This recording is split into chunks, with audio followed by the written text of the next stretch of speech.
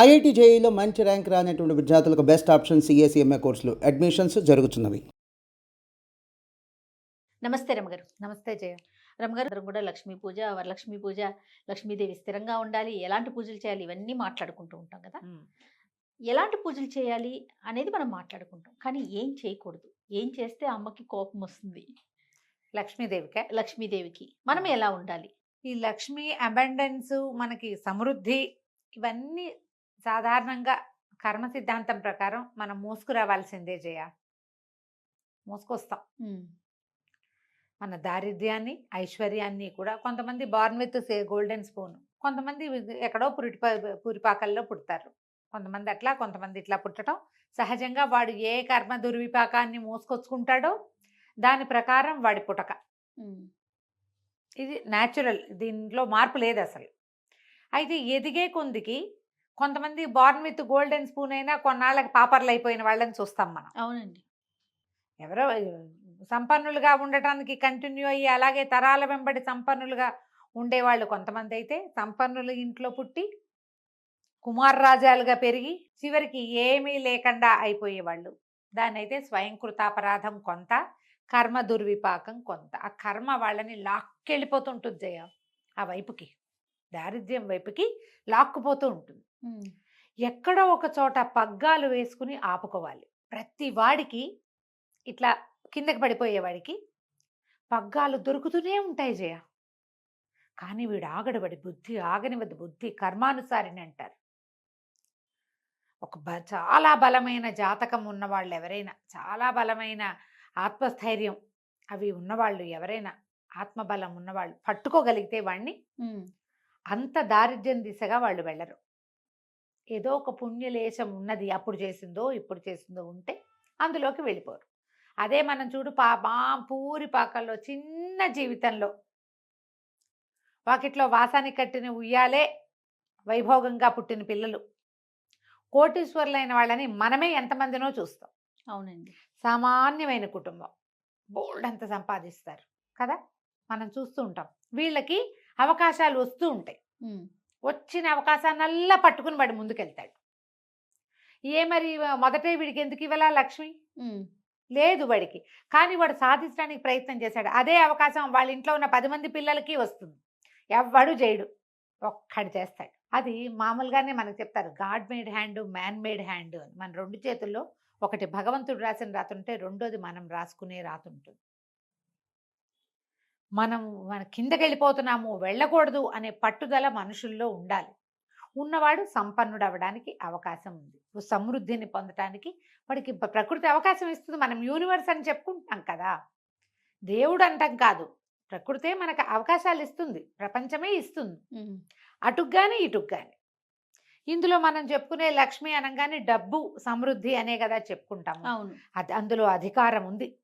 లక్ష్మి అంటే అధికారం, లక్ష్మి అంటే డబ్బు, ఆరోగ్యం, ఐశ్వర్యంతో పాటు జనం, సహాయం లభించటం ఎక్కడికి వెళ్ళినా. అది కదా లక్ష్మి అంటే. 100% అండి. ఇప్పుడు ధనము ధాన్యముతో పాటు ఆరోగ్యం ఉండాలి. వీటన్నిటితో పాటు ఇంకొక మహాద్భుతమైన లక్ష్మి ఏంటంటే మనశ్శాంతి. ఇవన్నీ ఉండాలా. ఆ పైవన్నీ ఉండి మనశ్శాంతి ఒకటి లేకపోతే ఏమిటి చేసేది? అదే కదా, ఏమీ లేదు. ఇది ఉండాలంటే మనుషులకి సహజ సిద్ధంగా కొన్ని పద్ధతులు ఉండాలి. మహాభారతంలో శాంతి పర్వంలో భీష్ముల వారు యుధిష్ఠిరుడికి బోలెడన్ని కథలు చెప్తారు. చాలా కథా విశేషాలు ఉంటాయి. అందులో కొన్ని కథలు చెప్పుకున్నాం కూడా మనం. అవును, భీష్ముల వారు చెప్పిన కథ అని. అవునండి. ఆ కథల్లో కొంత ముందుకెళ్తుండగా ఒకచోట ఈ లక్ష్మీదేవి గురించిన ఒక సందర్భం కూడా వస్తుంది. సాధారణంగా లక్ష్మి ఎక్కడ ఉంటుందంటే ప్రశాంతత. ఎక్కడ ప్రశాంతంగా ఉంటే అక్కడ ఉంటుంది లక్ష్మి. ఈ రోజున డబ్బు లేదు, ప్రశాంతత ఉంది. రేపు డబ్బులు కూడా వస్తాయి, వాళ్ళకి ఏం కావాలో అది వస్తాయి ప్రశాంతంగా ఉండేవాడికి. ఎక్కడ సహనం ఉంటుందో అక్కడ డబ్బు ఉంటుంది. డబ్బు కాదు, లక్ష్మి. సహనం ఉన్న చోట. అనారోగ్యం వచ్చింది అనుకుందాం, వీళ్ళు అయిపోయి హైరాణ పడిపోయి, ఎక్సైట్మెంట్ కంగారు పడిపోయి, భయపడి కొత్త జబ్బులు తెచ్చుకుంటారు. డాక్టర్ దగ్గరికి వెళ్ళి ఆ డాక్టర్ దగ్గర ఉండరు, ఇంకో డాక్టర్ని మార్చేస్తారు. ఆరోగ్యం ఎట్లా సిద్ధిస్తుంది? సహనంగా ఉండేవాడికి ఆరోగ్యం కూడా కుదురుతుందమ్మా. ఓపికతో ఉండాలి దేనికైనా. ఇవి 2. అక్కడి నుంచి త్యాగం. ఏదైనా మన దగ్గర ఉంటే ఎవరికైనా ఇస్తే ఎందుకు ఇచ్చామా అని బాధపడతారు కొంతమంది, ఇవ్వడానికే ఏడుస్తారు ఇంకొంతమంది, మరికొంతమంది. ఎవడైనా ఇస్తుంటే ఎందుకు ఇస్తున్నావు అంటారు ఇంకో జాతి. ఉమ్. త్యాగబుద్ధి ఉన్న వాడి దగ్గర లక్ష్మి ఉంటుంది. చాణక్యుడి నీతి సూత్రాలు మనం చేసాం, నీకు గుర్తుందా? అవునండి. అందులో ఒకటి చేసాం మనం, వెతకండి, నేను అదేంటో పూర్తిగా చెప్పను ఇప్పుడు. ఓకే. ఒకటే శ్లోకం, కుచైలినం దంతమలోపసృష్టం అని అది ఉంటుంది అందులో. మురికి బట్టలు కట్టుకునే వాడి దగ్గర, పొద్దునే లేచి దంతధావనం చేసుకొని వాడి దగ్గర లక్ష్మీదేవి ఉండదు. ఉమ్. కొంతమంది ఉంటారు అట్లా, బట్టలు అవే వేసుకుని బట్టలే వేసుకుని బట్టలే వేసుకుని. ఈ మంచి గుణాలలో శుభ్రత, ఎంత శుభ్రంగా ఉంటే ఇల్లు మనుషులు వాళ్ళకి లక్ష్మి వస్తుంది. అంటే మీరు మురికిగా ఉండకూడదు, ఏం ఉండకూడదు అని చెప్పాలి కదా మనం ఇప్పుడు. అదే అదే మురికిగా మీకు కోపం ఉండకూడదు, అసూయ ఉండకూడదు, ఏడుపు కొట్టుతనం, ఎవరైనా చూసి అబ్బా వీళ్ళకి ఎదుగుద్ది అలాంటి అని, భావాలు ఉండకూడదు, మీకు అశుభ్రత ఉండకూడదు, శుచి శుభ్రత అన్నారు. ఉమ్. అవి ఉండాలి. అవి లేకపోతే శుచి లేదు, శుభ్రత లేదు, లక్ష్మి లేదు. అదే అదే.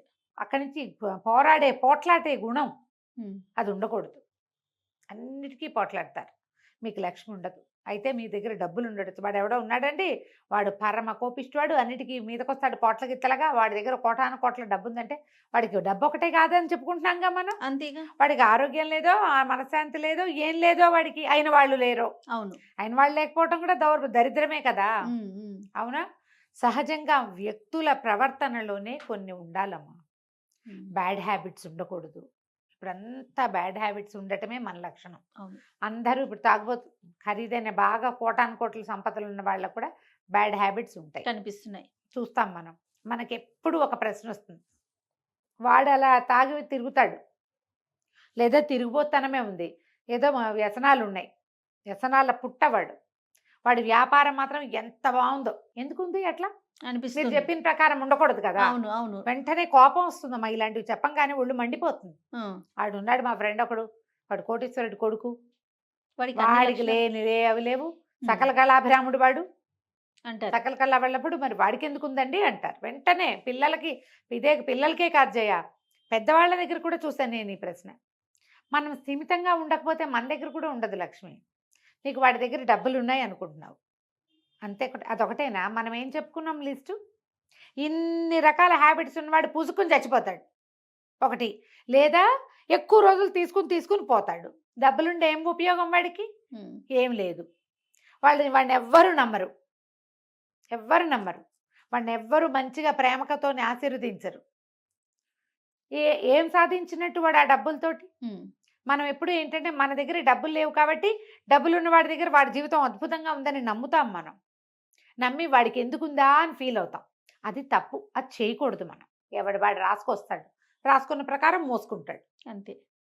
వాడు ఏం రాసుకొచ్చాడో రేకేసి పుట్టాడు చేతిలో. మనం చెప్పుకుంటాం కదా, ఎక్కడో సుడుంది వీడికని. అవును. సుడిగాళ్ళు కొంతమంది ఉంటారు, ఆ. చేతుల్లో రేకేసుకుని పుడతారు, మంచి గీత బ్రహ్మాండమైంది, ఇక్కడి నుంచి ఇక్కడ దాకా ఉంది ధనరేఖ అని చేస్తే వాడికి డబ్బులు ఉంటాయి. మిగిలిన ఉండకపోవచ్చు కదా.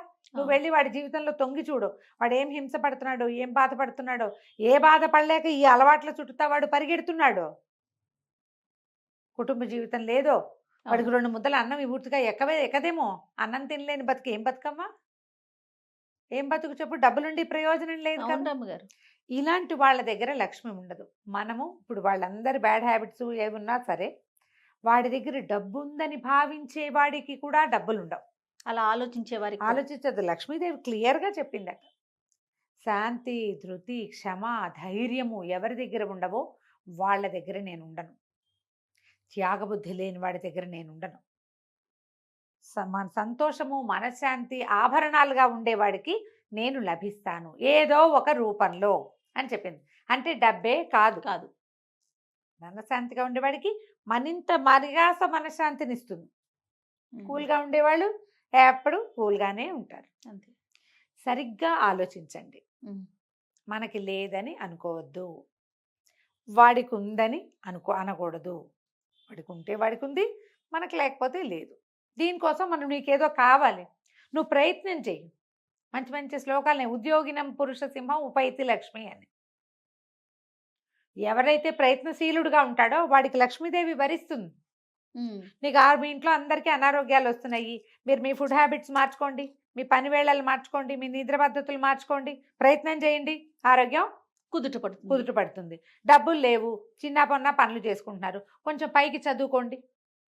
ఎవడైనా ఒకరిని, మీరు నలుగురు కలిసి ఒకరిని చదివించండి, వాడు మిమ్మల్ని ముందుకు తీసుకెళ్తాడు. ఇవాళ రేపు అట్లా జరగట్లేదులే, పాత రోజుల్లో జరిగేవి. మనం కూడా ట్రై చేసుకోవాలి. ప్రయత్నశీలుడైన వాడిని లక్ష్మి వరిస్తుంది. ఉమ్. ఈ రకంగా ఆలోచించండి. ఇప్పుడు రేపు పండగ రోజులు వస్తున్నాయి కదా, అవునండి. మనం ఇళ్ళు శుభ్రంగా ఉంచుకోవటం, మన ఇంట్లో కొట్లాటలు ఉండకూడదు, ఉమ్. భర్తలతోటి పోరాడకూడదమ్మా, అత్తగారులను తిట్టిపోయటము.